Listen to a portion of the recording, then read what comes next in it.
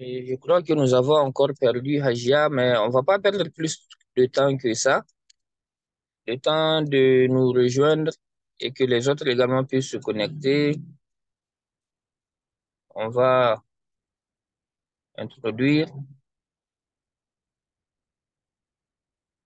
Donc, bonjour à toutes et à tous. Bienvenue à ce webinaire qui entre dans le cadre du Forum régional africain pour le développement durable, ARFSD10, que l'Association nigérienne des scouts de l'environnement a l'honneur d'organiser en collaboration avec l'UNECA. Donc, ce webinaire porte sur le thème exacerbation des difficultés dans la mise en œuvre des objectifs de développement durable, notamment les ODD 1, 2, 13 et 17, et relativement à la situation de crise politique que connaît le Niger depuis le 26 juillet 2023. Donc, nous avons comme panéliste Madame Noura Fatima. Elle est la présidente d'honneur de l'ANSEN, qui est l'Association nigérienne des scouts de l'environnement. Elle va nous entretenir sur les ODD 1 et 17. Et nous avons également comme panéliste Dr Moussa Souley. Il est enseignant-chercheur à l'Université de Maradi, qui aura l'honneur de nous présenter les ODD 2 et 13. Et nous avons une équipe technique qui va nous assister durant cette réunion et un modérateur et un assistant. Voilà, donc le modérateur que je suis, et je me présente à Haruna Lamido Ahmadou Baïdou. Je suis maître scout de l'ANSEN, l'Association nigérienne des scouts de l'environnement. Donc j'ai l'honneur et le privilège de modérer ce webinaire avec l'assistance de mon collègue Mohamedou Suleiman, qui est également membre de l'ANSEN. Voilà, donc sans plus tarder, je pense que on va donner, même si c'est 2 minutes, à nos panélistes pour nous d'abord se présenter, donner un peu plus euh, de contenu à leur présentation parce que je n'ai pas assez d'informations relativement à leur parcours, à leur expérience, avant de leur permettre d'aller déjà vers les présentations qu'ils ont déjà préparées. Donc, je vous remercie. Et Docteur Souley, si vous m'entendez, on va commencer par vous le temps que Hajia se reconnecte. OK. Euh, voilà, merci. Est-ce que vous me recevez? Oui, oui, on vous reçoit 5 sur 5. OK. OK. Bonjour, je suis Dr Moussa Souley. Je suis enseignant-chercheur au département de biologie à la faculté des sciences et techniques de l'Université Nkoudou de Maradi au Niger. Comme résumé, je suis environnementaliste de formation. J'ai un PhD en changement climatique et utilisation des terres. Voilà un résumé qui je suis. Ok, Maintenant, Machallah. pour la présentation, on va partager nos écrans ou bien comment vous allez organiser ça? Vous êtes en train d'organiser ça? Voilà, d'abord, merci beaucoup pour cette présentation parce que votre présentation témoigne à suffisance de votre profil et du choix porté sur votre personne qui n'est pas fortuit. Donc, je pense que nous avons beaucoup à apprendre et à découvrir de vous. Maintenant, par rapport à la présentation, il serait bien que vous puissiez partager votre écran si c'est une présentation PowerPoint que vous avez et pour que les participants puissent suivre avec vous les présentations et puissent aisément poser les questions après votre présentation. Donc, je vous remercie. Ok, donc merci. Mais sinon, j'ai un PowerPoint, mais j'ai juste la partie. Après, on va discuter. J'ai des éléments. Parfait. On va discuter quoi. Ok, D'accord. Merci. À vous le micro. ok, ok. Je n'arrive pas à partager. Ok, c'est bon là. Ok, ok, bonjour. Comme je l'ai dit, je suis Moussa Souley. Je suis enseignant-chercheur à l'Université Nkoudou de Maradi. Je pense que vous voyez mon écran, c'est bon? OK. Oui, oui, Donc, c'est bon, c'est aujourd'hui, très bon. OK, c'est On vous bon. suit bien. OK, moi, ma présentation va être axée sur les ODD numéro 2 et 3. Et avant ça, je vais un peu ressortir l'impact de la situation d'abord, faire la cartographie des différents défis qu'il y a autour des atteintes des ODD, des ODD. Quand vous prenez le 2, c'est zéro fin, comme je l'ai mis ici, c'est zéro hunger. Et le 13, c'est action climatique or climate action. So, un des défis qu'on a avec le coup d'État, c'est que le coup d'État, en un mot, quand vous prenez, il tue les coopérations, surtout la coopération bilatérale. On a vu un certain nombre de pays qui ont quitté le pays. Et généralement, quand vous regardez les avantages de la coopération bilatérale, ça c'est entre le Niger et un pays A ou un pays C. Par exemple, il y a le financement des activités de restauration de terre. On trouve au niveau des services publics ou bien au niveau des secteurs privés tels que les ONG. Et aujourd'hui, ces financements sont en train d'être arrêtés. Et ça veut dire quoi quand ces financements sont arrêtés, surtout le financement des activités de restauration des terres? Cela veut dire que la dégradation de l'environnement va continuer parce que ces financements ne sont pas là. Et l'une des implications de ces activités de restauration des terres, c'est la sécurité alimentaire, c'est de booster la production agricole, c'est d'augmenter la résilience communautaire. Et en regardant cela, vous allez voir l'ODD 13, il y a un problème pour la mise en œuvre de l'objectif du développement durable 13. Pourquoi? Parce que la source de financement des activités de restauration des terres pour augmenter les résiliences, pour augmenter la séquestration des carbone va être atterré, va être arrêté. Ça, c'est par rapport à la coopération bilatérale quand vous regardez en général. De deux, il y a aussi, par exemple, une situation qu'on est en train de vivre récemment, c'est la dissolution des conseils régionaux. Et c'est pour la première fois qu'on a eu un coup d'État qui a trouvé les conseils régionaux. Et aujourd'hui, les conseils régionaux sont un instrument, un collecteur de finances climatiques. Quand vous regardez leur budget est sensible à l'agriculture, leur budget est sensible à la sécurité alimentaire et leur budget est aussi sensible à la finance climatique. Je parle ici des finances, c'est les activités de restauration des terres pour augmenter la résilience communautaire, c'est les activités de restauration des terres pour créer des forêts, pour créer des puits carbone, pour réduire les émissions de gaz à effet de serre. Et aujourd'hui, on ne sait pas qu'est-ce qui va se passer au niveau de cet organe qui est dessus. Ça, c'est pour la première fois au Niger. On a un conseil régional qui est bien établi et qui est dessous récemment. Et quand on descend même au niveau des communes, c'est la même situation. On a des communes qui sont pastorales et ces communes, ils ont des activités qui sont sensibles à l'attente de la sécurité, à une autosuffisance alimentaire, qui font des activités sensibles à la lutte contre le changement climatique, atténuation ou adaptation. Ça, c'est de deux. Maintenant, de trois, quand vous regardez du point de vue aspect gestion de l'environnement de façon globale au Niger, dans les zones où il y a cette situation-là, généralement, il y a le conflit qui est là. Ça, c'est le défi qu'on a, le conflit. C'est soit en termes de conflit communautaire ou bien le conflit, les terrorismes, les activités terroristes. Aujourd'hui, il y a des zones où les gestionnaires n'ont plus accès à la ressource. Les producteurs n'ont plus accès à leurs champs. Ils sont kidnappés.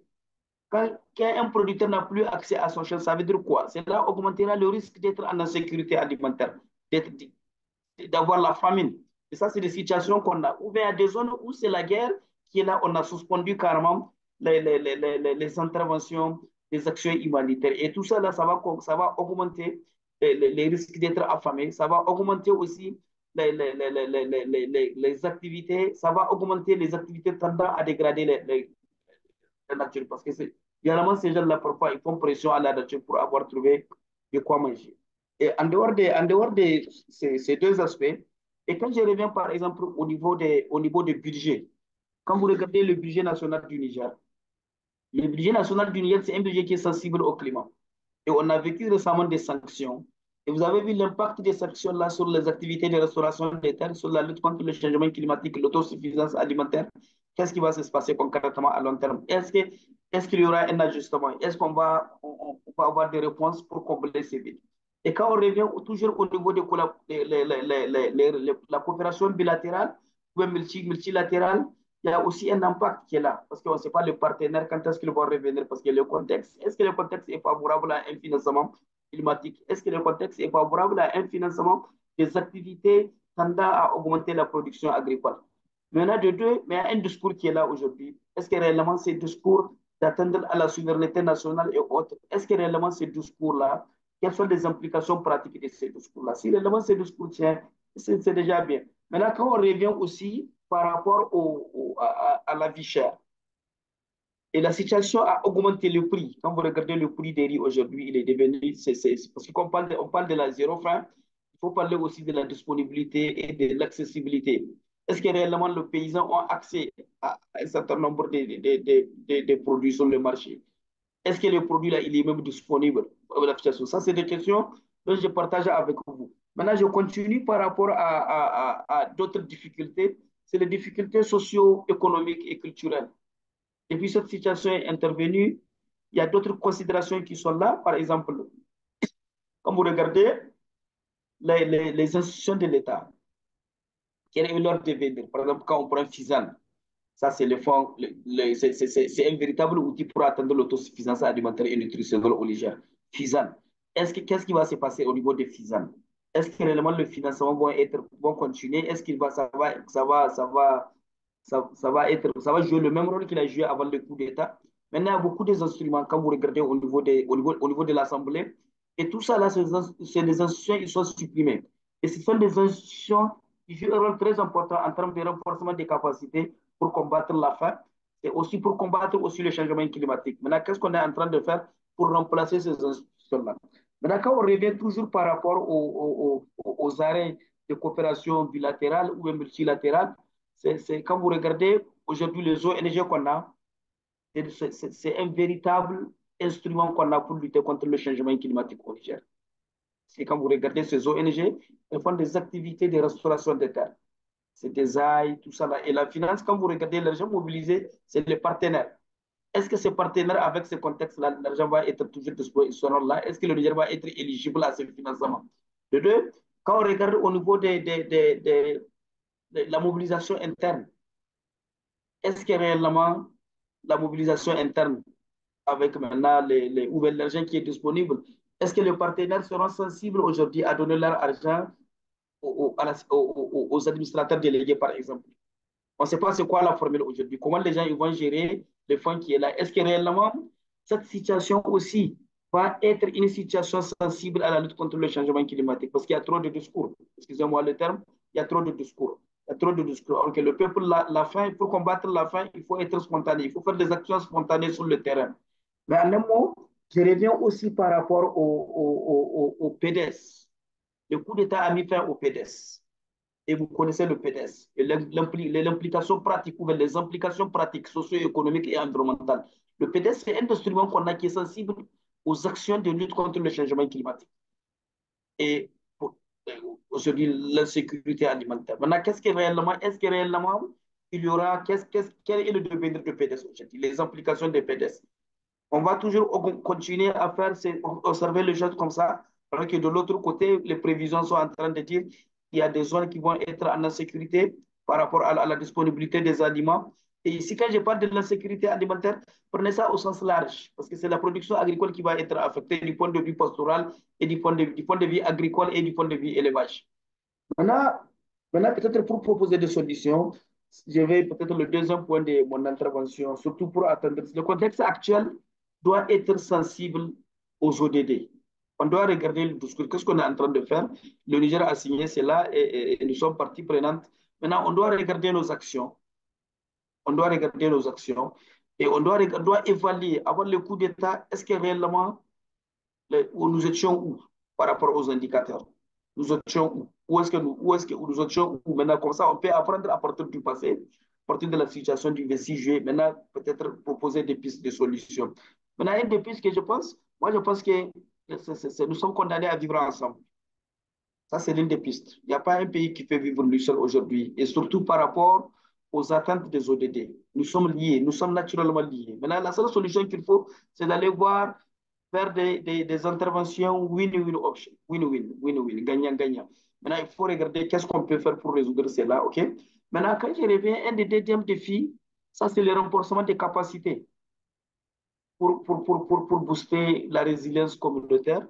Maintenant, il faut réellement qu'il y ait un renforcement des capacités. Il faut que cela soit pris en compte dans le discours actuel. Et maintenant, pour un peu résumer, je reviens. ce qu'il faut retenir de mon intervention. Réellement, là, nous sommes dans une situation où il y a une cassure des relations entre des relations bilatérales ou multilatérales. Et ça va avoir un impact sur la finance climatique. Et la finance climatique, c'est la véritable solution pour une production agricole durable. C'est la véritable solution pour une gestion durable des ressources forestières. C'est un instrument durable aussi pour une restauration des terres sensibles aux problèmes locaux, spécifiques à un contexte. Et tout ça, peut-être le coup d'État a mis fin à si ces relations vont s'arrêter. Par exemple, quand vous regardez au niveau de l'Union européenne, quel est l'impact de l'arrêt brusque de financement climatique qui vient vers nous? Ça, c'est des questions que je suis en train de poser vers vous pour comprendre réellement où est-ce qu'on va, où est-ce qu'on va. Quand vous regardez, par exemple, les conseils régionaux, il y a le budget de conseils régionaux, quand vous prenez, par exemple, le conseil régional de la région des Andes, ils ont l'habitude de faire des puits pastoraux, de faire des actions de restauration des terres, et ils ne sont pas là. Maintenant, est-ce que réellement la structure qui est chargée d'exécuter leur cahier des charges, est-ce qu'elle va continuer à faire le même travail? Ils ont l'habitude de faire des rousses, ils ont l'habitude de faire le faux cordage au niveau des mares qui sont envahies par des plantes envahissantes telles que le kipa et autres. Ils ont l'habitude de faire une éducation au changement climatique. Et tout ça, c'est dans leur cahier des charges, dans leur truc, de leur agenda.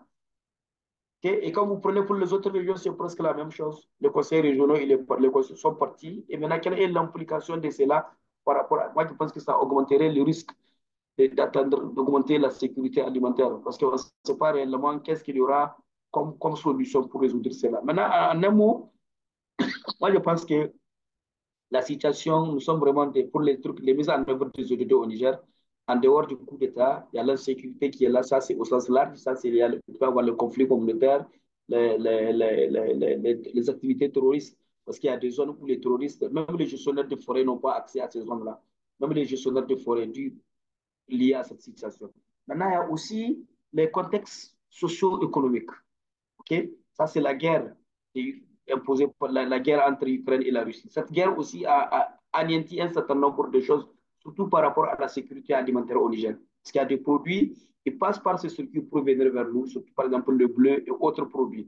Et même en dehors de ça, il y a les impacts indirects de cette relation, parce que le marché mondial des produits alimentaires est un peu perturbé. Maintenant, le truc culturel aussi, c'est par rapport à la mentalité. Il faut changer le régime, il faut comprendre les habitudes alimentaires. Mais jusque-là, il y a des comportements où vous allez voir déjà, ils sont habitués à une seule culture, c'est ça, ils vont manger toute l'année et il faut revoir cela. Maintenant, peut-être par rapport au coup d'État, il faut que le coup d'État soit sensible aux actions de restauration des terres. Il faut qu'il y ait des activités, il faut qu'il y ait une structure. Parce que jusque-là, on a vu ce qu'ils sont en train de faire, il y a le fonds de ceci, de cela, mais est-ce qu'il y a réellement un fonds de lutte contre le changement climatique? Est-ce qu'il y a réellement un fonds de lutte contre la sécurité alimentaire? Moi, je pense que le coup d'État a intérêt à être, les gestionnaires de ce truc, ils ont intérêt à être sensibles à la lutte contre le changement climatique et sensibles à la lutte contre la sécurité alimentaire. Voilà un mot que j'ai partagé avec vous sur les difficultés qu'on a. Donc, pour résumer les difficultés, d'abord, il y a la sécurité qui est là, au sens large.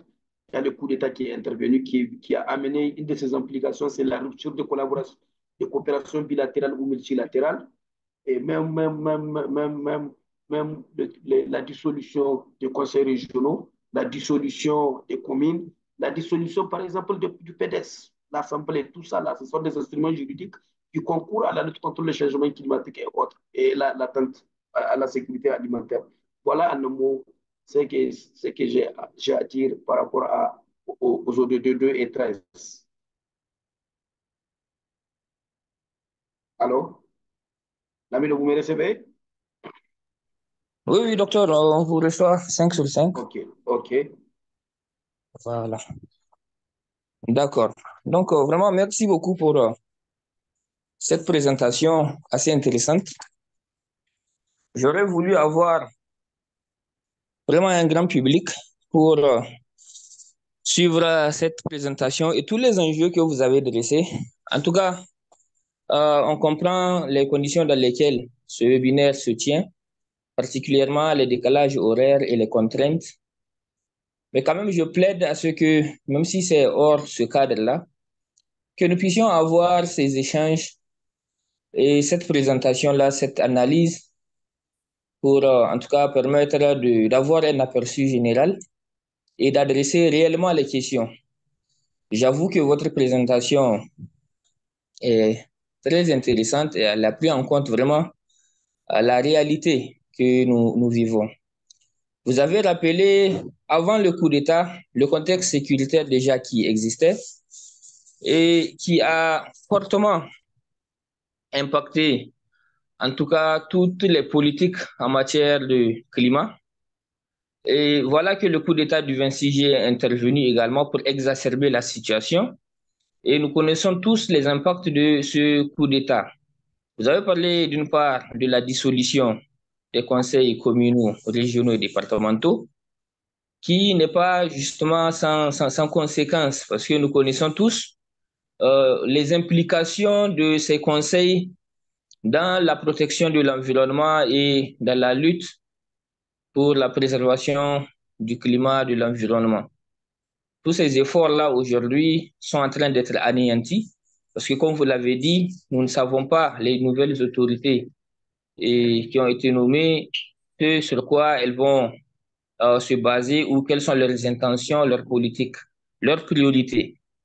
Donc, on ne saurait s'avancer par rapport à cela. Vous avez parlé également des sanctions. Et c'est vrai que le Niger a vécu pendant plus de 8 mois sous sanctions, où pratiquement il était très difficile pour la population de supporter le coût, la cherté de la vie. Et le sac de riz était de 12 000, 11 000, jusqu'à 22 000, a grimpé jusqu'à 22 000. Et je pense que cela a particulièrement euh, impacté ou en tout cas interpellé, que ce soit les populations ou les décideurs, de notre vulnérabilité. Parce qu'aujourd'hui, un pays aussi vaste que le Niger, qui est confronté à des difficultés d'ordre alimentaire ou d'ordre élémentaire, moi je pense que cela interpelle beaucoup plus. Donc ce sont des réalités que nous avons vécues et peut-être que nous continuons de vivre malgré la levée des sanctions. Et ces sanctions-là également ont isolé le Niger sur la scène internationale, le privant de certains avantages des relations, que ce soit bilatérales ou multilatérales. Et tout cela a justement impacté et continue à impacter.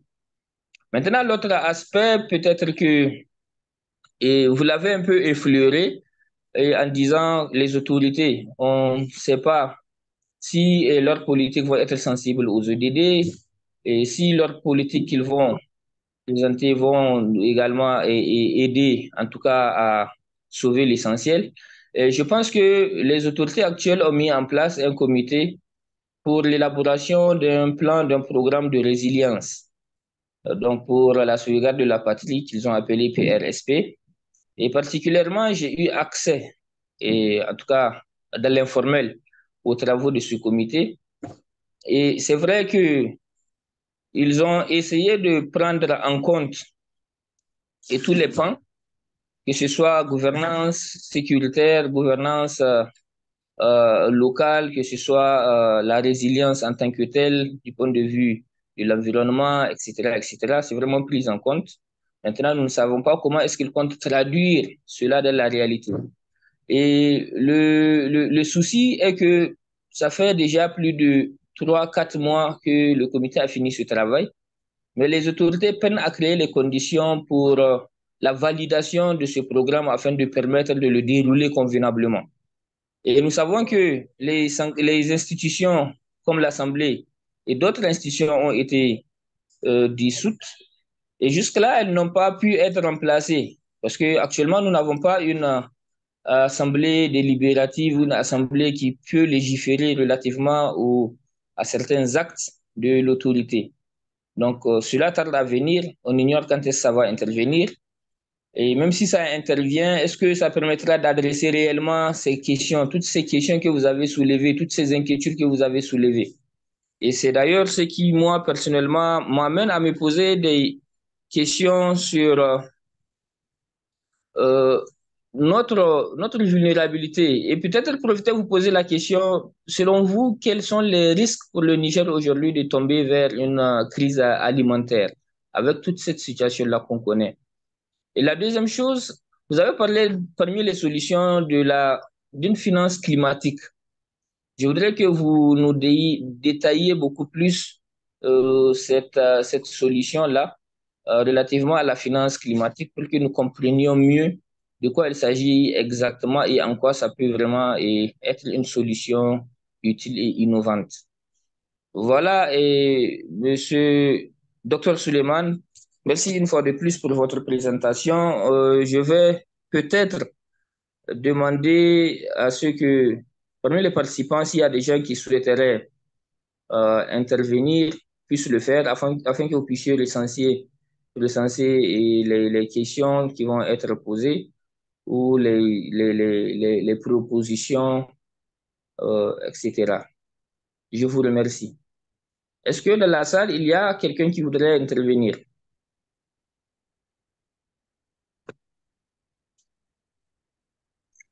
Bonjour, enfin je viens de me connecter. Ok, Hadja vient de nous rejoindre. Oui, oui. Ok, Donc je peux Hajia, commencer ma vous avez peut-être présentation. suivi le résumé. Est-ce que vous avez des questions avant qu'on ne revienne vers vous?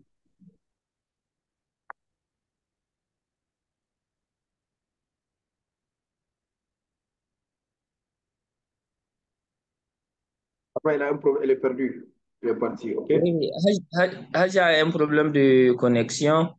Donc, peut-être, Je je viens de vais me vous laisser, connecter. je vais Je vous viens de laisser me commenter. connecter. Voilà, Est-ce on que va je peux... laisser la parole à docteur, comme ça, il va commenter. Et s'il y a des questions, on va les prendre. Parce que nous sommes soumis à une exigence de temps également. Ok, Lamine, Merci. merci beaucoup. Merci beaucoup. Par rapport à ta question, je vais répondre par la deuxième question, par rapport à la finance climatique. Donc, la D'accord? finance climatique, en un mot, c'est quoi? C'est l'ensemble c'est le fonds qui sont mobilisés pour Mhm. booster la résilience communautaire OK. ou la réduction des gaz à effet de serre. Je vais donner un exemple. Si, par Mhm. exemple, aujourd'hui, Mhm. un conseil régional au Niger, il fait, il fait, il fait, il fait un puits pastoral. Mhm. En faisant un puits, ça c'est dans son budget, il prend l'argent. Peut-être il a mobilisé l'argent à travers une coopération bilatérale ou multilatérale, ou bien c'est une mobilisation interne. Et il fait un puits pastoral pour booster la résilience de la communauté pastorale. Ça, c'est un exemple d'une finance climatique. Ou bien, il finance les activités des 3 août. Il finance les activités des 3 août à travers ce fonds qui est mobilisé soit de façon bilatérale, multilatérale ou interne.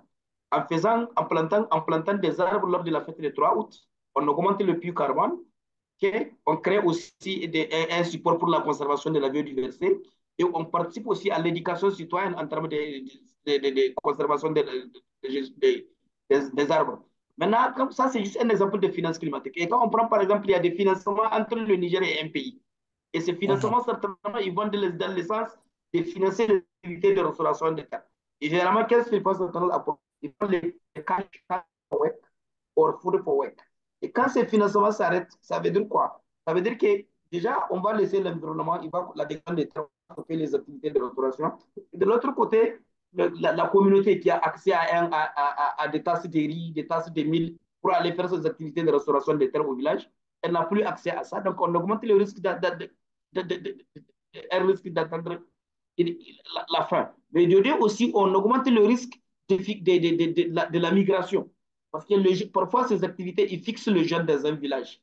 Pendant la saison sèche, les jeunes ils quittent le village pour aller ailleurs. Et tout ça, ça a un impact sur la sécurité. Maintenant, ils fixent le jeune en faisant ces activités. Et quand c'est financement bilatéral lié au coût, il est coupé à travers le coût d'État, donc cette finance climatique est arrêtée. Maintenant, les partenaires privés, il y a des privés, quand on prend ceux qui ont leur argent, ils font ces activités gratuitement sur la terre, sur le terrain, plantation d'arbres et autres. Et depuis que le coup d'État est venu, on ne connaît pas quel est le cadre, quelle est la structure qu'il faut aller, ou bien parfois, même les partenaires, ils disent que non, notre argent n'ira pas dans un contexte où ce n'est pas démocratique. Et ça, c'est cet argent-là qu'on appelle finance climatique. Donc, c'est tout argent qui est mobilisé de façon internationale pour aller à augmenter la résilience, à réduire les émissions de gaz à effet de serre. C'est ça, finance climatique. Donc, ou une mobilisation interne. Maintenant, par exemple, la deuxième question, le risque. Le risque, le risque est clair. Voilà un pays où c'est les ONG et les autres qui participent aux activités de restauration des terres pour booster la production agricole. Et cette chaîne est cassée. Et jusque-là, 8 mois, il y a là où il n'y a pas des interventions. Et jusque-là, l'État n'a pas un plan concret, un truc concret pour intervenir. Qu'est-ce qu'ils vont faire sur le terrain? Trop de discours. Et qu'est-ce qui va se passer? Et généralement, ça, ces 8 mois-là, nous sommes sortis du carême. Et les gens ont vécu la situation. La vie est très chère. Les paysans, ils sont en train de se chercher. Et imagine des paysans quand ça continue maintenant, pendant la saison des pluies. Maintenant, il y a des ONG qui donnent des semences.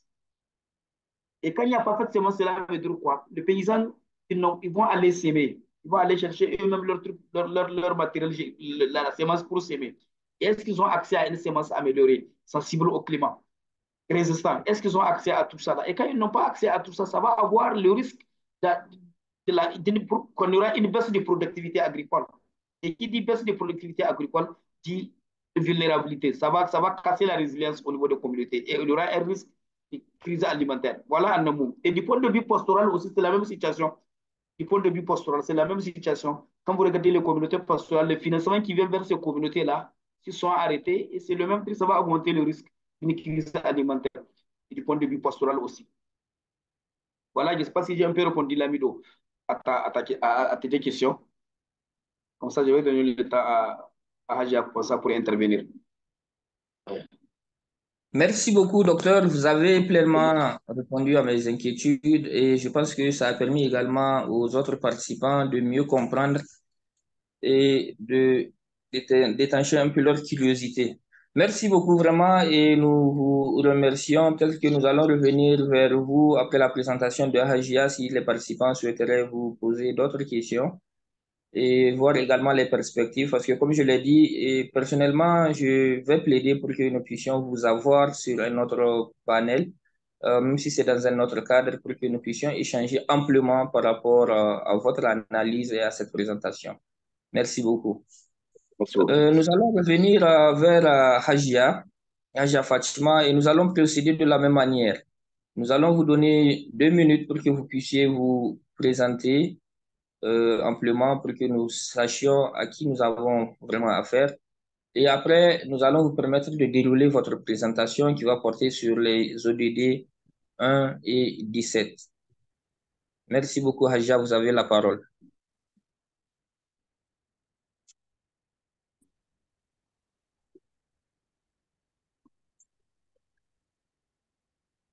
Je ne sais pas si Hajia nous entend. Est-ce que vous êtes avec nous? Est-ce que vous m'entendez? Oui, oui, on vous entend, Hajia. Est-ce que vous m'entendez d'autant plus que moi, je n'entends pas encore? Non, il faut désactiver votre micro. Activez votre micro. Est-ce que vous m'entendez? On vous entend 5 sur 5. Je viens de vous rejoindre. Donc, comme tu l'avais dit tout à l'heure, j'ai activé le micro. Oh, d'accord. Donc, je vais commencer juste sans faire de chichi, d'autant plus que le temps presse. Donc, ce que j'avais pu noter, c'est l'ODD partout dans le monde.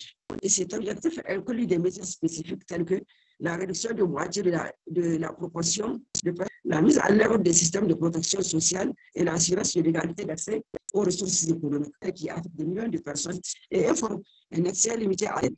Le progrès vers cet objectif a été inégal, avec une réduction significative de la pauvreté extrême dans certaines régions du monde, principalement en Asie.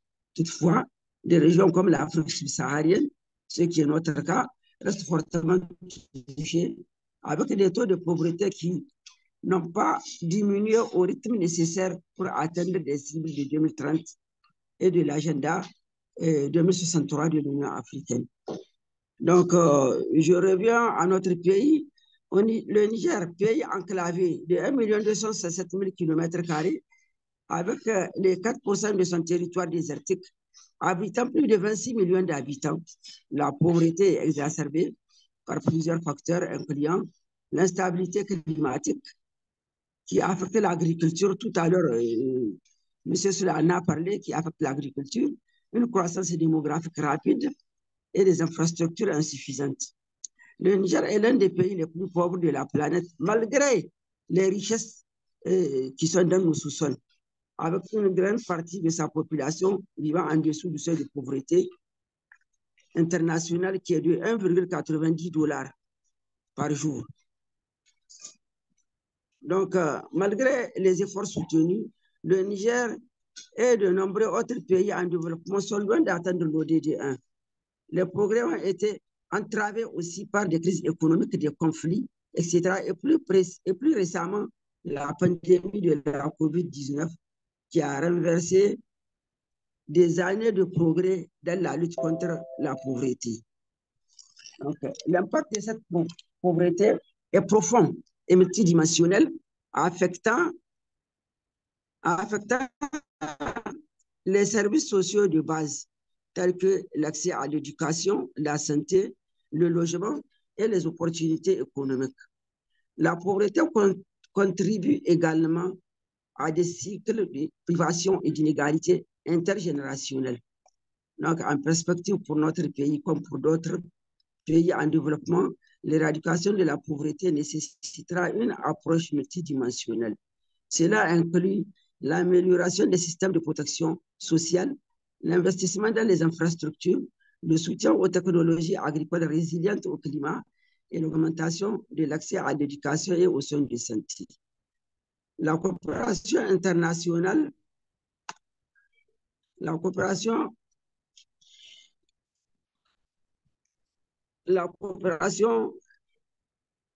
cela inclut, je disais, l'amélioration des systèmes de production sociale, l'investissement dans les infrastructures, le soutien aux technologies agricoles résilientes au climat.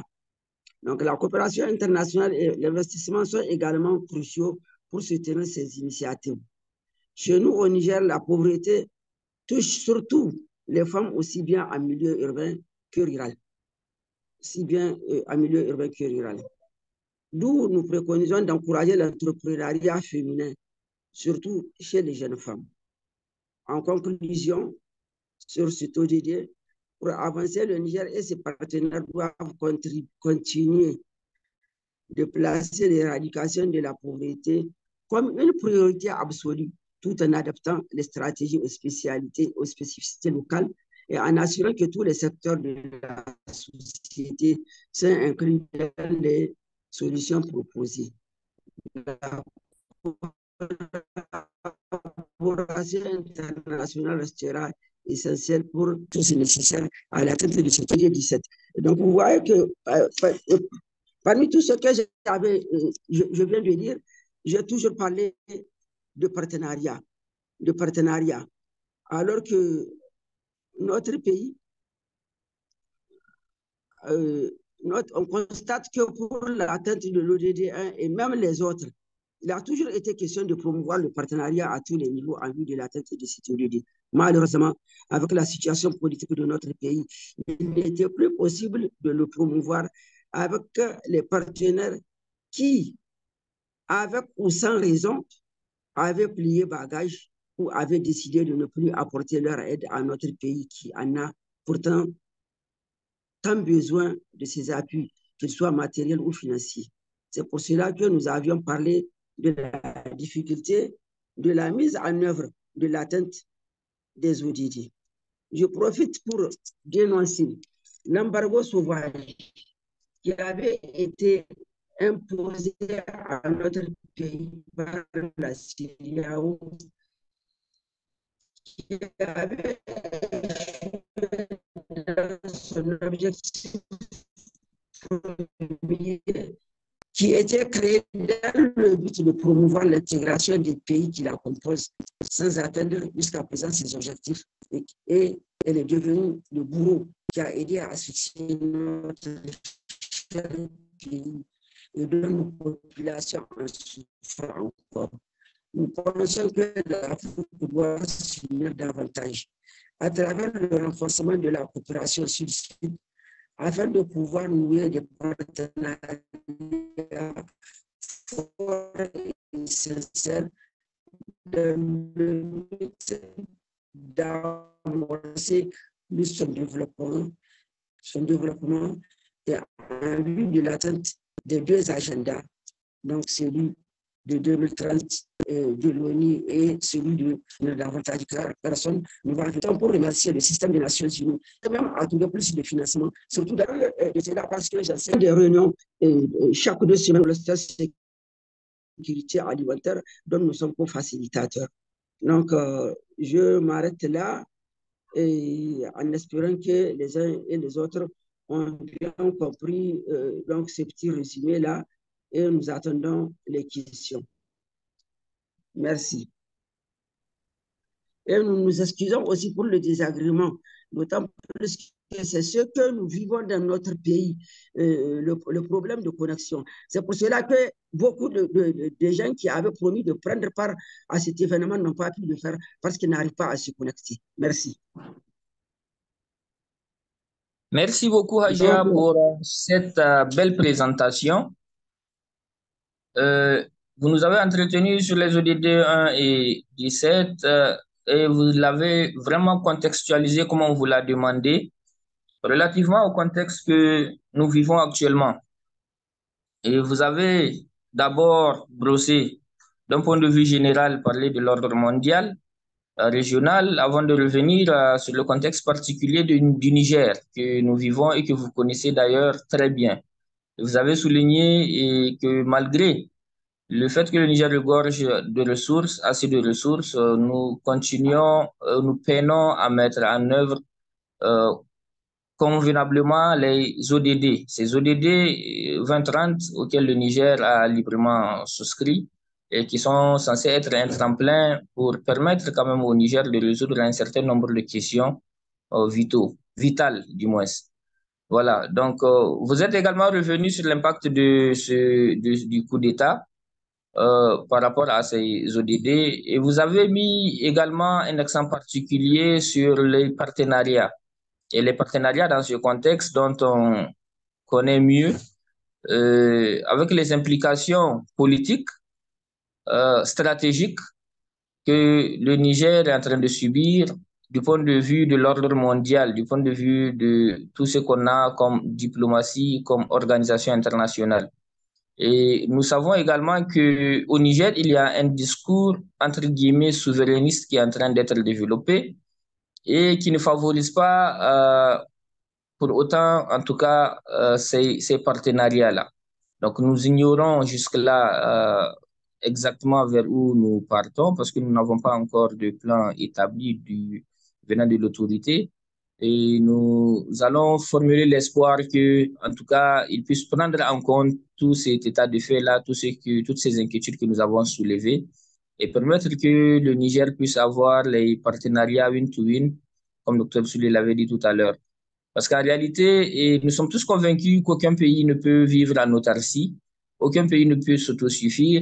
Les questions de climat sont d'ordre mondial et nous sommes censés nous inscrire dans la même ligne et nous donner les mains afin que nous puissions ensemble juguler les fléaux qui minent, en tout cas l'environnement qui mine le climat.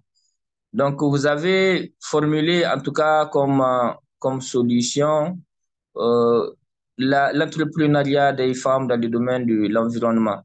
Donc, je pense que ces solutions innovantes, en tout cas qui reposent sur la femme qui est un maillon essentiel de notre société, de notre communauté, va aider et vous allez au moment opportun, en tout cas, formuler ces recommandations-là et donner un peu plus de détails quant à la praticabilité ou la mise en œuvre de ces recommandations, parce que c'est de cela qu'il s'agit également. Une chose est de faire des propositions, des recommandations, une autre est d'avoir les moyens et les capacités de les mettre en œuvre. Donc, je pense que vous avez brossé et vous avez vraiment touché là où il le faut. Nous allons prendre des questions. Je vois une main. Il y a Zainab qui souhaiterait intervenir. Zainab, si vous êtes prête, on va vous laisser le micro. À vous.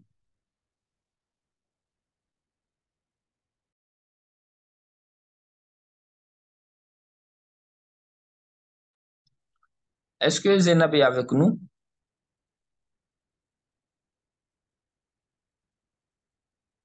Voilà. Elle a levé la main. Elle n'a pas. Peut-être qu'il a un problème de connexion. Le temps que Zainab revienne, est-ce que dans la salle, y a-t-il quelqu'un d'autre qui voudrait intervenir? Ah, Zainab est là finalement. Allez-y, Zainab, vous avez la parole.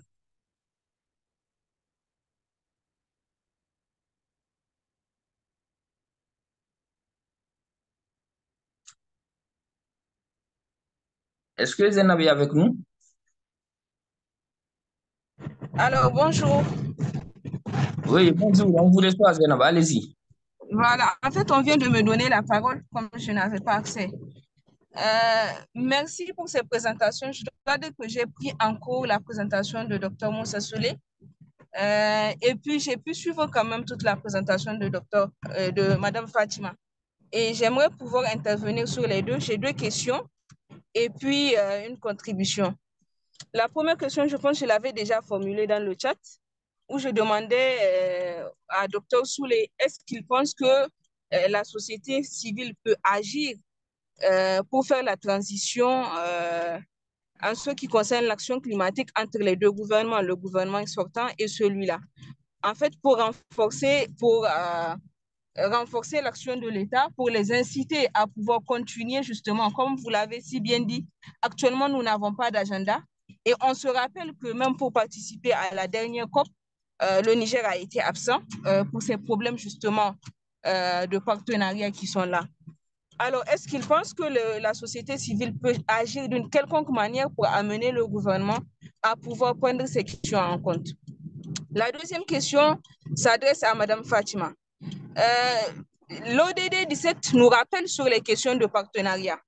Est-ce que est-ce qu'on pense qu'il y a une possibilité de partenariat avec un État qui est en rupture démocratique? Est-ce qu'il y a une manière de partenariat avec les autres institutions, notamment du système des Nations Unies et les autres institutions internationales? Est-ce que c'est possible d'établir des partenariats qui permettent aux populations de pouvoir être résilientes? Ça, c'est la deuxième question. Et en ce qui concerne la contribution, c'est vraiment pour apporter un témoignage.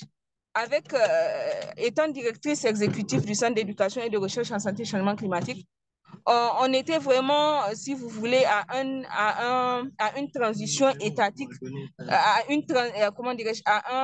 des activités qui ont atteint leur summum pour ce qui concerne la prise en compte de la santé comme étant vraiment vital dans les questions climatiques au Niger. Et le Niger a d'ailleurs fini par intégrer l'Alliance mondiale et l'Alliance transformative africaine pour le climat. Et on était vraiment à un état où on allait passer à travers beaucoup de partenariats. Et avec cette rupture quand même, cette crise politique, qui ont suivi ensuite les sanctions qui étaient excessivement sévères à l'endroit de notre pays, nous avons trouvé vraiment des difficultés à pouvoir remonter la pente. Et surtout en ce qui concerne les partenariats, parce que les partenaires vous disent qu'ils ne peuvent pas investir dans un pays qui est stable. Mais est-ce que notre pays est réellement instable? Ça, c'est la question que je pose. Puisque actuellement, il y a un regain et il y a d'autres. Nous n'avons pas d'agenda précis, pas de programme précis. Mais il faut le dire, la population, elle est quand même assez vive pour soutenir les actions actuellement du CNSP. Est-ce qu'on ne peut pas créer une autre souveraineté par rapport à ça? Donc, c'est vraiment par rapport, il y a beaucoup de questions, beaucoup d'incertitudes et l'action climatique n'attend pas. Les populations vivent de plein fouet le poids de ces sanctions. Des programmes de sécurité alimentaire qui étaient en cours dans certaines zones reculées du pays sont arrêtés. Des salariés, des jeunes qui avaient des emplois se retrouvent coupés de ces emplois-là. Donc, les conséquences sont énormes. Quand on ne le vit pas, on ne peut pas le constater.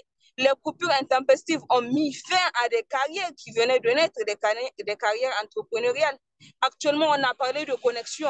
C'est pour vous dire que pouvoir se connecter est devenu vraiment un privilège. Même avec ton argent, c'est difficile d'avoir une connexion stable au Niger. Donc, vous voyez le poids que ça donne. Et aujourd'hui, nous savons à quel point le numérique est important. Donc, revoir ces partenariats-là pour intégrer la souveraineté d'un pays est vraiment importante et nécessaire pour ces actions-là. Et aujourd'hui, plus que jamais, le Niger est un exemple parmi tant d'autres.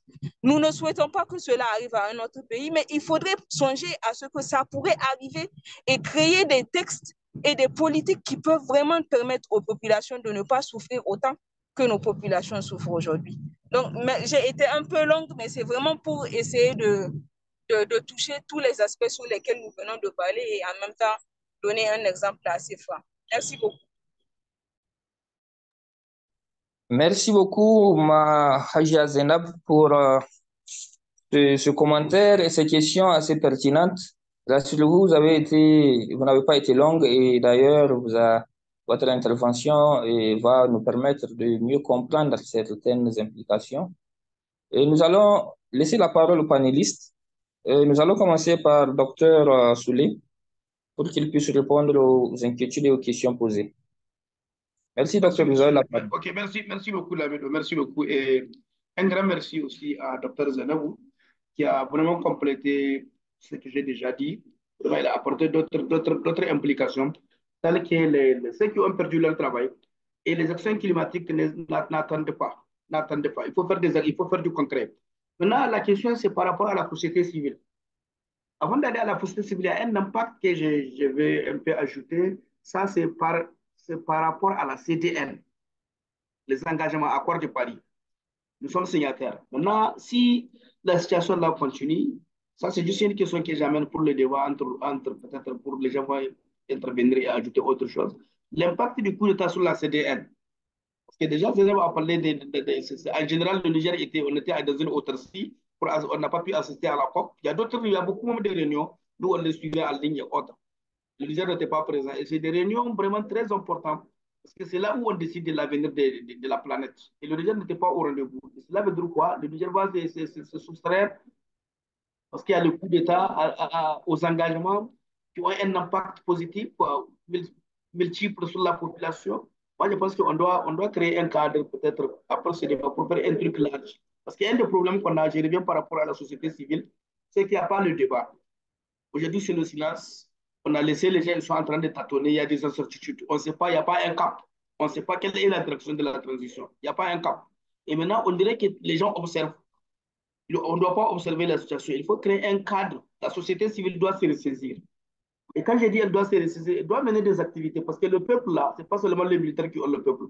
La société civile aussi a un peuple. Parce que le peuple, aujourd'hui, il a une définition qui est là, elle est même numérique. Et le même numérique, il y a des groupes Facebook ou WhatsApp qui pensent qu'ils ont un peuple. Moi, je pense que la société civile doit impérativement se ressaisir pour aller faire un débat autour des droits de l'homme, autour des questions climatiques, pour ramener, pour donner une direction à cette transition et un contenu. Parce que la transition, juste là, elle n'a pas un contenu. Pour moi, il n'y a rien, il n'y a rien. C'est juste le salaire qui est assuré et autres. Et ça, on ne peut pas gérer un État comme ça là. Moi, je pense que la transition doit avoir un cahier de charges. Et la société civile doit imposer un comportement parce que la société civile, c'est elle qui s'est battue pour créer la démocratie au Niger. Elle doit se battre aussi pour un retour rapide à l'ordre constitutionnel normal. Maintenant, qu'est-ce qu'on doit apprendre de cette transition? Qu'est-ce qu'on doit mettre pour ne pas tomber dans le même piège? Okay? Surtout par rapport à la gestion des biens publics. Moi, je pense que la société civile, c'est le dernier rempart qu'on a aujourd'hui. C'est le dernier rempart qu'on a aujourd'hui. Mais je vois certains, ils sont sous la société civile qui est numérique sur les réseaux sociaux. Mais elle doit se soulever. Elle doit se soulever. Parce que cette situation, si ça continue comme ça, je vous ai parlé de la rupture de la coopération bilatérale, la coopération multilatérale. Et tout ça, ça a un impact sur le peuple, sur le bas peuple. Et on ne peut pas continuer, on ne peut pas vivre en autarcie, juste 3 pays. Non. Et même les 3 pays, quand vous regardez les 2 autres pays, ils ont participé à la COP et tout ça là. On a vu leur leader, mais pourquoi pas nous? Nous, on est en train de s'isoler, on est en train de vivre, on pense qu'on est autosuffisant. Nous sommes dans un monde qui est global. Et global, cela veut dire que nous sommes naturellement liés. Il n'y a pas quelqu'un qui n'a pas besoin de l'autre. Maintenant, il faut créer le cadre de cette relation-là, de ces besoins-là. Tu as besoin de moi en quoi? C'est gagnant-gagnant ou bien c'est pas gagnant-gagnant? Moi, je pense que la société civile doit revenir. Doit revenir. Il faut qu'il y ait un cadre. Parce que si on observe ces trucs-là, ça va continuer. Oui, moi, on va aller à 1 an, 2 ans comme ça, là, il n'y a pas une traction. Il n'y a pas une direction. Et le pays, on ne peut pas gérer un pays comme ça où on n'est pas dans les instances. Ça, c'est un grand recul pour la démocratie. C'est un grand recul pour les actions climatiques. C'est un grand recul pour la lutte contre le changement climatique au sens large du terme. Voilà ce que j'ai à dire, quoi.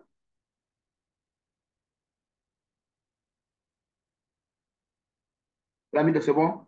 Oui, merci beaucoup, docteur, pour ces réponses qui certainement répondent aux attentes du docteur Zainab.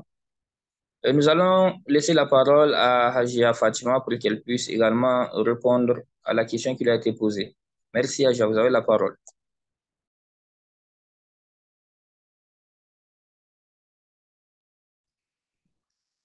Donc, euh, merci, M. Baïdou.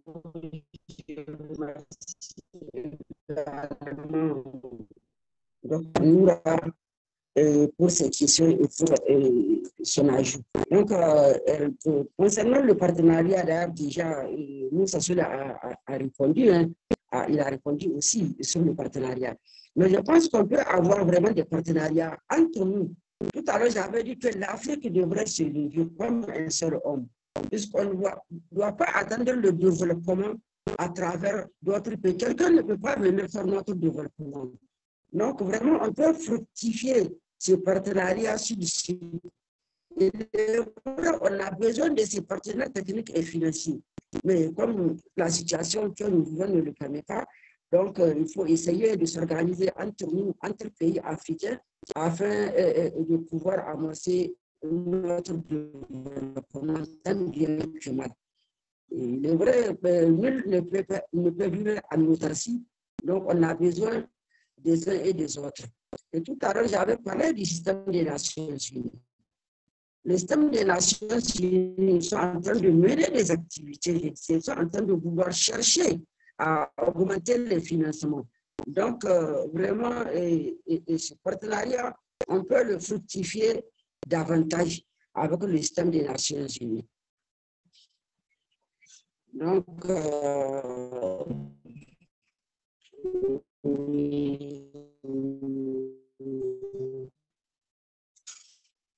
on veut créer d'autres alliances aussi au sein de l'Afrique même. Il est vrai, l'AES, on a créé l'AES tout à l'heure et récemment à New York, j'avais lancé un appel à travers un événement parallèle que nous avions à faire au niveau de la représentation du Mali aux Nations Unies. Donc, je disais que l'AES ne suffit pas. On doit appeler les autres pays africains, même si on doit changer.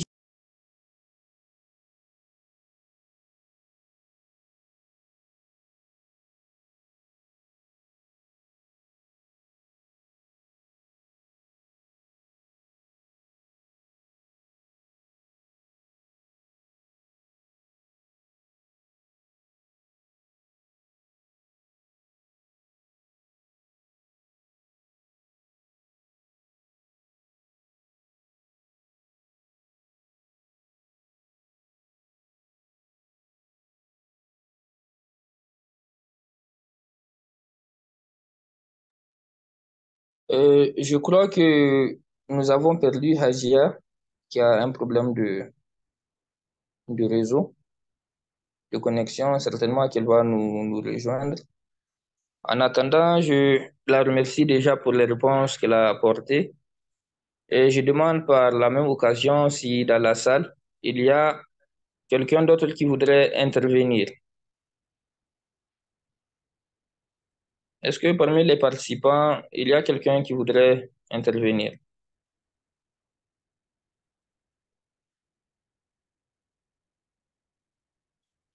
Je vois une intervention du docteur Zenab dans le chat qui dit que le problème, c'est que les sanctions imposées au Niger dépassent de loin les sanctions imposées aux autres pays, notamment le Burkina ou le Mali, qui sont pourtant dans la même situation que nous. C'est pour cette raison que le Niger a été interdit sur beaucoup de scènes à l'international et on ne nous a pratiquement pas laissé le choix et le Niger est un État fier et respectable. Il ne peut tout simplement pas s'imposer là où on ne veut pas de lui et dont on lui a fait savoir clairement. Et c'est il nous reste 10 minutes hein, pour finir la réunion. Et je pense que votre intervention, votre réaction relativement à ce sujet, et personnellement, suscite beaucoup d'interrogations. Et bon, c'est peut-être pas le lieu d'en parler ou d'en faire un débat ici. Et c'est vrai que le Niger a subi de plein fouet les sanctions comparativement au Mali et au Burkina Faso. Et nous savons que c'est ce qui d'ailleurs a suscité la création d'une nouvelle alliance entre les trois États du Liptako-Gourma et a suscité le retrait du Niger de la CEDEAO. Et est-ce que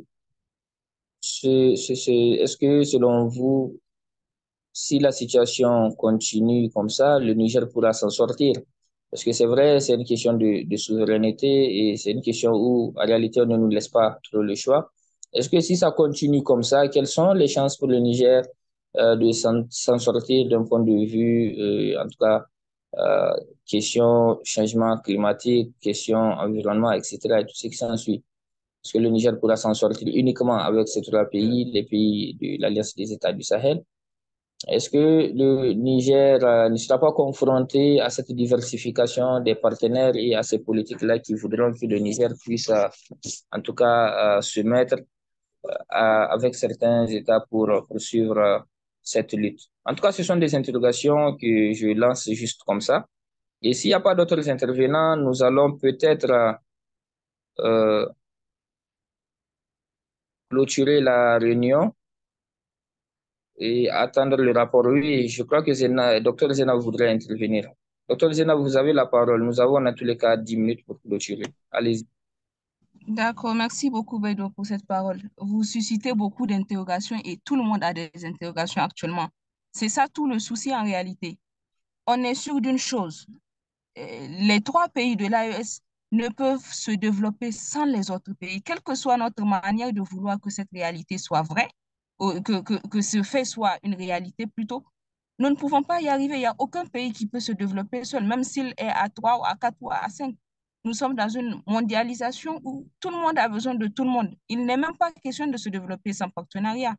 Mais il faudrait que ces partenariats puissent être redessinés selon ce que les pays veulent, selon ce que nous voulons. Il n'y a pas une question d'injustice pour sanctionner un tel État par rapport à un autre. C'est vrai, il y a beaucoup de facteurs qu'il faut prendre en compte. Mais l'action climatique en question ne va pas nous attendre. Et je suis sûre, il y a eu beaucoup d'opportunités, notamment cette COP-là qui était passée, c'était une COP de la santé. Et il y avait beaucoup de partenaires qui étaient venus avec des financements pour prendre comment dirais-je, les organisations et les structures qui avaient des programmes et projets importants. Et je vous jure, on faisait partie d'une plateforme, on fait partie de l'Alliance mondiale sur le climat. Et cette plateforme-là nous donnait l'opportunité de certains dîners de gala avec ses grands partenaires, Wellcome Trust, j'en passe, Rockefeller, ils étaient tous présents à la COP et ils avaient de gros financements. Et on était parti pour être vraiment en voie quoi, de pouvoir récupérer ces financements. Parce que notamment les organisations avec lesquelles nous avons travaillé, la plupart d'entre elles ont développé aujourd'hui, ils sont en train de mener des projets dans leur pays. Mais nous n'avons pas pu participer à cette COP et nous avons raté ces partenariats. Et c'est des partenariats qui sont nécessaires. Aujourd'hui, quand on parle de modélisation, quand on parle d'intégration de l'atténuation et au niveau des centres de santé, aujourd'hui, nos centres de santé, afin qu'ils soient beaucoup plus résilients au changement climatique. Quand on parle de tout ça, on est obligé de chercher, en fait, même si ce n'est pas un financement direct, mais un transfert de technologie par rapport à ces pays-là, par rapport à ces partenaires internationaux. Donc, c'est dire que sans partenariat, il n'est pas question de continuer l'action climatique, c'est une question d'ordre mondial. Même un groupe de pays ne peut pas le faire. C'est pour ça qu'il y a plusieurs groupes de pays qui sont là. Et cette question d'injustice climatique, elle est encore plus franche parce que c'est nous qui allons aller pour défendre nos pays, dire que voici les réalités que nous vivons et voici ce que nous attendons par rapport à vous qui polluez, par rapport à vous qui nous empêchez de pouvoir rendre nos populations beaucoup plus résilientes. Mais si on n'y assiste même pas, qu'on ne participe même pas, et tous ces financements-là, toutes ces opportunités que nous avons ratées, malheureusement, ce n'est pas des choses qui vont revenir de suite. Les gens se sont bien positionnés et aujourd'hui, on était à un point d'égalité et ils nous ont dépassés tout simplement parce qu'on était absents. Et il y a eu beaucoup de rencontres de ce genre, beaucoup de rencontres, énormément de rencontres. Mais nous sommes résilients et nous espérons vraiment que d'ici quelques jours ou quelques mois, que nous aurons vraiment une feuille de route qui est claire. En tout cas, je sais que quelque chose est sûr, c'est que la société civile doit sortir pour demander à l'État qu'est-ce qui a été prévu, qu'est-ce qui a été prévu par rapport à cet agenda-là, que ce soit l'action climatique, la sécurité alimentaire, qu'est-ce qui a été prévu et qu'est-ce que vous pensez que nous, société civile, nous pourrons faire pour vous aider à aller vers ces partenaires-là, à renouer, parce que c'était des partenariats qui étaient en cours et qui ont été juste suspendus. Comment reformuler nos politiques pour que nous puissions continuer nos programmes et projets, même si nous sommes encore dans une transition, quelles sont les attentes? Accompagnez-nous pour ça, accompagnez-nous et proposez-nous également quelque chose que nous allions ensemble pour le faire. On ne peut pas aller séparément pour le faire, on est obligé de le faire ensemble. Et s'il y a quelque chose qu'on nous a appris dans les financements que nous avons eus, c'est qu'il faut toujours être dans la ligne des politiques et programmes de nos pays pour pouvoir bénéficier de ces financements. Alors, si nos pays eux-mêmes, si nos gouvernements eux-mêmes n'ont pas accès, donc je pense que c'est sûr que nous-mêmes, nous n'avons pas accès. Donc, je lance également un appel à ces partenaires-là, c'est de dire, vous ne pouvez pas, sur une base de documents qui ont été faits depuis plusieurs décennies, juste punir tout un pays. Il faut chercher une manière de se mettre en ligne droite pour pouvoir aider ces populations-là. On ne peut pas se développer sans partenariat, ce n'est pas possible, ça au moins on est clair dessus. Mais il faut trouver un terrain d'entente pour que tout ça puisse aller en fait dans les règles. Merci beaucoup. Merci beaucoup, Dr Zainab, pour votre commentaire. Et nous sommes soumis à une contrainte de temps et les organisateurs ont commencé à m'interpeller pour ne pas dépasser le temps imparti. Et je pense que nous allons nous arrêter là et je tiens très sincèrement à remercier particulièrement les panélistes pour leur brillante présentation, des présentations pour lesquelles vraiment je plaide pour une large diffusion. Vraiment, les différents acteurs, que ce soit de la société civile, que ce soit les décideurs, et doivent s'approprier ces présentations parce elles sont très utiles et elles peuvent les aider, en tout cas dans l'élaboration et dans leur plan, en tout cas qu'ils sont en train d'envisager. Et il est important que les gens en parlent parce que c'est le moment, quand on n'en parle pas, et on reste silencieux, et quand on reste silencieux, on devient victime. Quand on devient victime, souvent, on n'a pas assez de marge de manœuvre. Et je pense qu'il est encore temps. Et le rôle de la société civile a été, en tout cas, souligné. Il est d'autant plus important et très important que la société civile, en pareille circonstance, puisse, en tout cas, se mobiliser et mener la lutte convenablement. Et c'est vrai, nous sommes soumis à un contexte qui nous a été imposé. Nous pouvons, bien évidemment, nous conformer aux exigences de ce contexte. Et dans une certaine mesure, nous n'avons pas trop le choix. Maintenant, c'est de faire en sorte que, en tout cas, le contexte actuel puisse prendre en compte ne serait-ce que l'essentiel de nos besoins en matière de climat, d'environnement, pour que le Niger, quand même, ne puisse pas sombrer dans ce que nous craignons. Et l'atteinte des ODD, que les ODD existent ou pas, je pense que nous avons notre ambition qui consiste à aller vers une souveraineté alimentaire, une indépendance énergétique. Et tout cela doit certainement faire partie du plan de transition de nos autorités. Il nous revient, nous, en tant qu'acteurs, chacun dans ce qui le concerne et partout où il est, et de jouer sa partition, d'apporter ce qu'il peut et comme il peut pour que nous puissions ensemble relever ces défis qui s'adressent à nous. Nous allons certainement avoir un autre cadre dans lequel nous allons mieux échanger, dans lequel nous allons mieux partager et nous allons en tout cas créer les conditions pour cela. Nous continuons à encourager l'enseigne à avoir des initiatives pareilles pour que nous puissions en tout cas édifier les acteurs, édifier les populations relativement à ces thématiques. Je tiens également à remercier tous les participants qui ont pris la peine de se connecter malgré les difficultés pour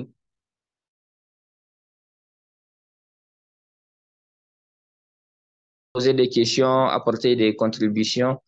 Cela a permis à cette séance d'être en tout cas très riche Et je pense que nous allons relever cela également dans le compte rendu que nous allons établir. En tout cas, merci à tous. Merci à Yuka également qui nous a offert ce cadre-là. Et je vous remercie. Avec votre permission, nous allons clôturer la réunion et nous allons nous reprendre après dans un autre cadre. Et bonne journée à tout le monde. Je vous remercie. Au revoir.